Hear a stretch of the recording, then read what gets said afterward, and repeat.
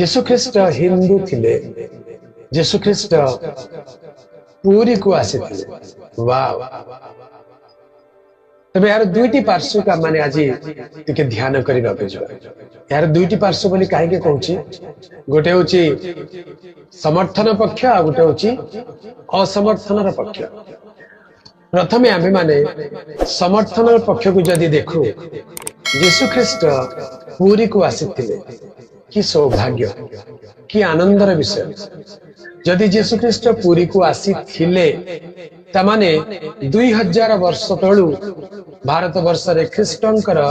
आगमन होई सारी अछि। तेबे आज ख्रिस्टियन मानु को काहे कि विदेशी बोली संबोधन करा जाउछि। तेबे आज यीशुंकर शिष्य मानु को तांकर विश्वासी विश्वासिनी मानु को काहे कि ताड़ना करा जाउछि। या परिता पर विषय जदि प्रभु यीशु पूरी को आसीथिले आउ आदि शंकराचार्य ठारू किछि शिक्षा करिया पे आसीथिले सेतेबेल तो तांको स्वागत करा जायथिबो। सेतेबेल तो से स्थान को आसी ए स्थान रे किछि दिन रहिथिबे। तेबे से केमिति आसिले को बाटरे आसिले की भाषा रे कथा हिथिबे आ से कोन शिक्षा करिथिबे ए सब कथा कल्पना करिवार विषय हे पारे। तेबे 2000 वर्ष तले यीशु को जदि आम देश स्वागत करितिला सुजोग देइतिला स्थान देइतिला तेबे आज यीशु को कथा मने पड़िले यीशु को शिष्य मान को कथा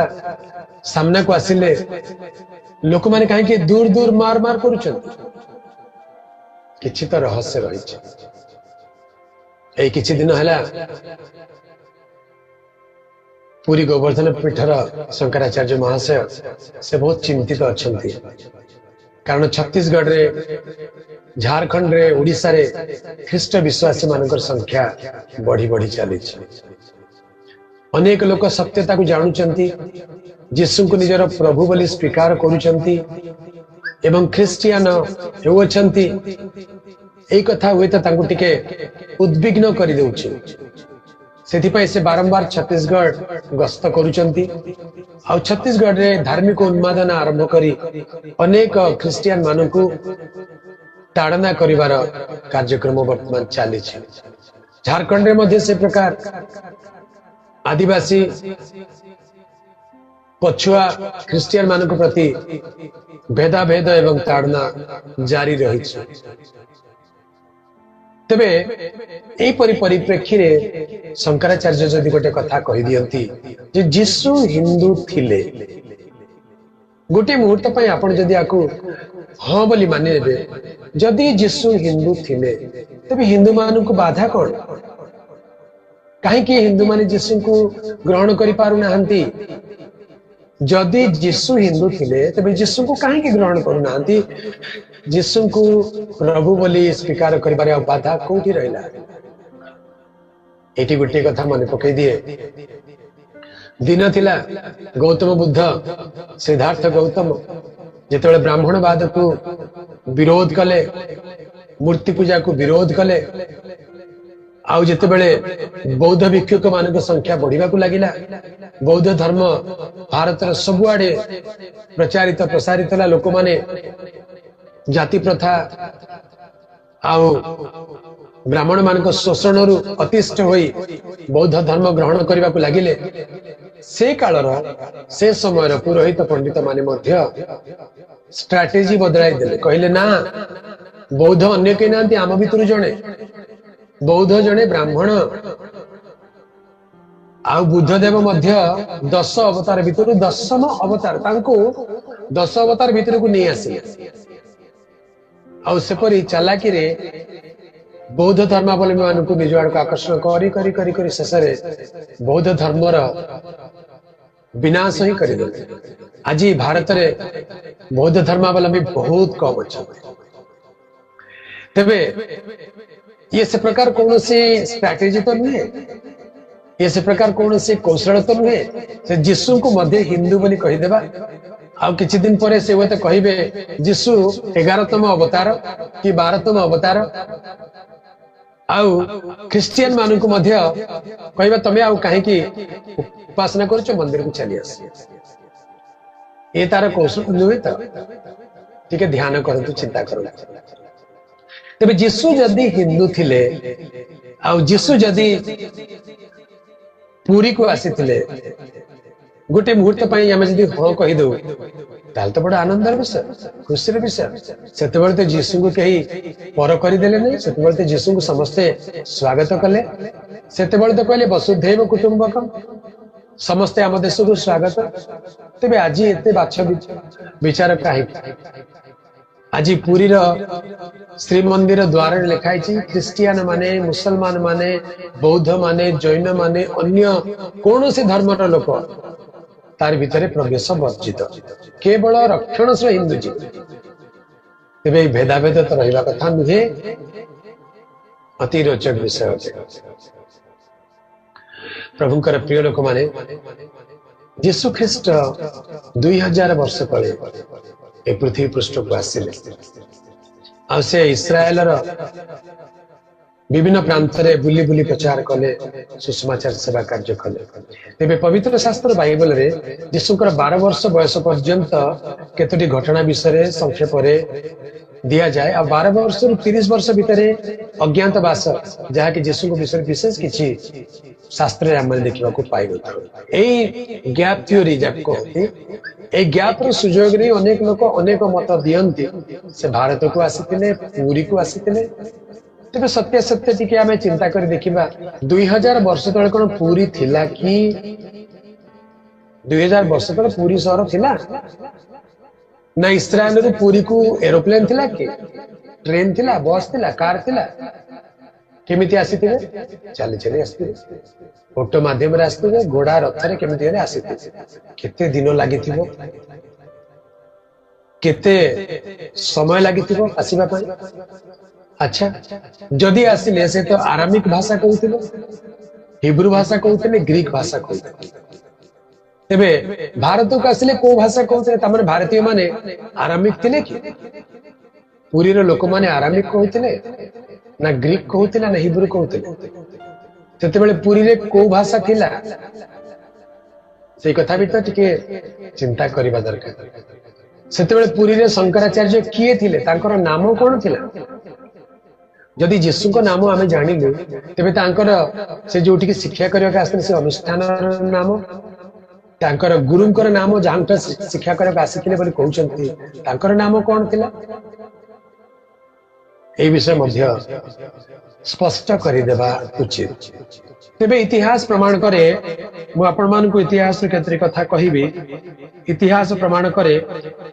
जे पुरी रो गोवर्धन पीठ बोली जाको कहंती से कथा पर आसी पुरी रे दुईटी जगह अछि गुटे होची जगन्नाथ मंदिर आ गुटे होची गोवर्धन पीठ ए दुईटी अलग अलग जगह आउ बाय प्रिंसिपल नीतिगत भाव रे ए दुहे परस्पर विरोधी ए कथा 99 हिंदू लोक जानत 99% लोक ए कथा बुझंती नै गोवर्धन पीठ कौन कहउचंती आउ पुरी जगन्नाथ मंदिर नीति कांति कौन तार चिंता भी गोवर्धन पीठर मूल अद्वैतवाद अर्थात ईश्वर एक अटंती द्वितीय कहीं ना द्वैत नहीं किंतु जगन्नाथ मंदिर तीन देवता विराजमान अच्छा कि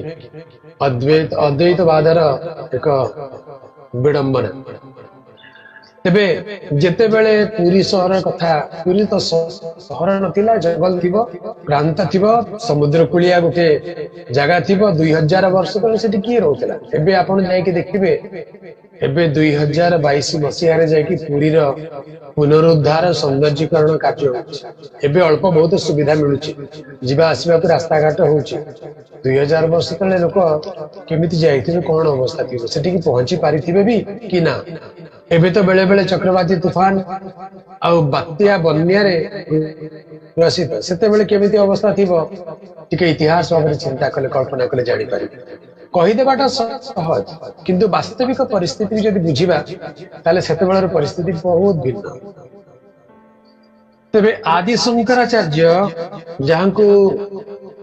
भारतीय इतिहास रे बा भारतर धर्म संस्करण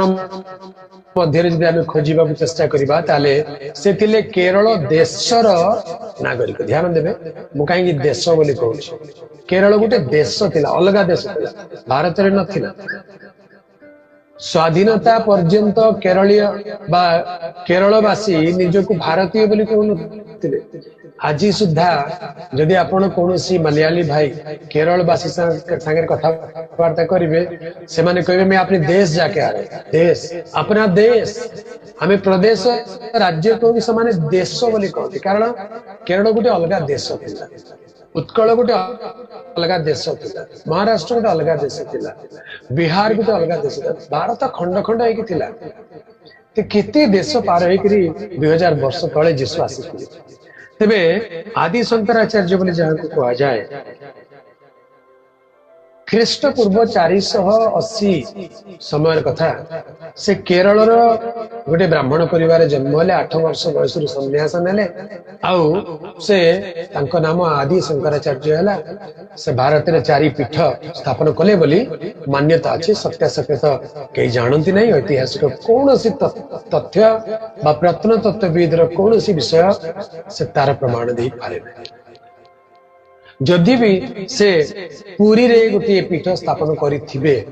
तेबे से समय रे पुरी रा पीठर रूपरेखा कि प्रकार थिबो, तार भित्तिभूमि कि प्रकार थिबो, सेठी केते जण शिष्य रहउथिबे, किए शिक्षा देउथिबे। कारण आदि शंकराचार्य जदि 4टी पीठ को जाउथिबे ताले पुरी रे केबे केबे रहिथिबे जे प्रभु जीसु तांको साक्षात करिया पे आसीबे हजार हजार माइल दूर। चिंतार विषय अटे। प्रभुकर प्रिय लोक माने ए सब विषय गवेषणा करने को पड़िबो। खाली तुंडरे किछि कथा कही देले लोक मानि जिबे, विश्वास करिवे, ता ठीक नुहे। सत्यासत्य तथ्य आउ ऐतिहासिक विषय आधार रे कथा हेबा दरकार। बाइबल एक ऐतिहासिक पुस्तक, प्रत्नतत्वविद मानक द्वारा प्रमाणित पुस्तक अटे। 2000 वर्ष प्रभु जीसु 12 वर्ष पर भारत को आसवे, पुरी को आसवे ज्ञान शिक्षा करने पाई। यह तो हास्यास्पद विषय अटे, कारण बाइबल शास्त्र प्रमाण दिया 12 वर्ष बयस ही से एते ज्ञानी थिले, एते पंडित विद्वान थिले जे से समर भव्य मंदिर जेतेबेले पुरी रे गोटे आश्रमर झोपड़पट्टी बोली जाको आज भाषा कहे, क्षमा करेंगे शब्द व्यवहार करने मात्र सेतेबेले कुटीर, यस कुटीर भी थिला कि नहीं जना नहीं। सेतेबेले जेरूसालेम रे एक भव्य मंदिर, ए प्रकार मंदिर निर्माण करे 20 वर्ष लागी छी। दान पदार्थ रे सुशोभित मंदिर, तई मंदिर रे विद्वान गुणी ज्ञानी गुरु माने अछंती। सेमानंकर सानिध्य को छाड़ी जड़े व्यक्ति ज्ञान अन्वेषण रे प्राच्य देश को भारत को आसीबो, एटा काहे के जानी बुझियो। और से प्रकार भव्य मंदिर रे थिबा महाज्ञानी माननकु 12 वर्ष बयसर प्रभु जीसु एमिति प्रश्न पचारुथिले आ एमिति निजे कथा कहउथिले जे लेखा अछि। ताहांकर प्रश्न और ताहांकर कथा सुनी गुरु माने पंडित माने अचंबित होउथिले, से माने आश्चर्य हो जाउ। प्रभुकर पवित्र नामर गौरव। तेबे महाज्ञानी ईश्वर को ज्ञान स्वयं सोफिया अर्थात विजडम पर्सनिफाइड से कहीं कि भारत को आसीबे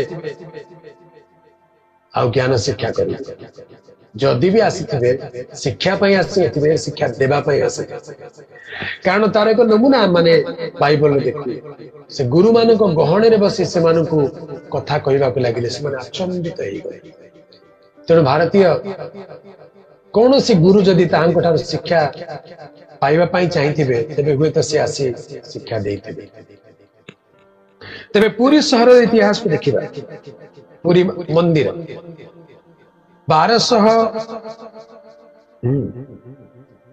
1134 रु 1135 मध्य गोटे ताम्र फलक ताम्र लिपि रे लिखा जाए अनंत वर्मा चोड़गंग